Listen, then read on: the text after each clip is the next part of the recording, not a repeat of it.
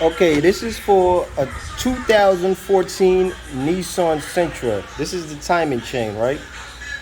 You had to put the cylinders at top dead center. This is number one cylinder. This is a 3/8 extension. The other ones wouldn't fit, you know, because they're too big. So you gotta. This is the timing marks right here. You gotta line it up here and here. If you look at the chain, right, the marks, yeah, you got to put them on there. But it's like 10 of them. If you count from here to here, it's 10.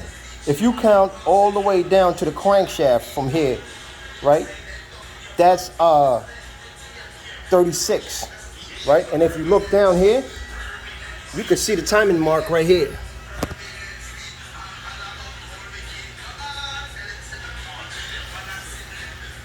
I don't know if you guys can see it. A little dot right there. All right.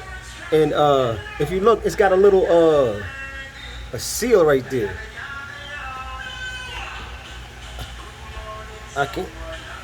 This, make sure this seal goes back in there. It's a little seal right here. And if you look at the pan right here, you didn't have to pull off. Like this little part right here is separate. This is the only bolt you need to take out.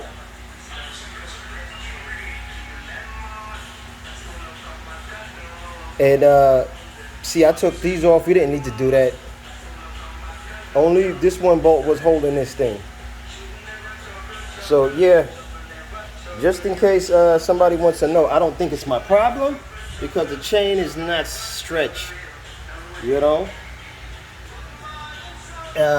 well, I mean that the chain it lines up with all the links because I counted them, but it might be stretched. I'm not sure.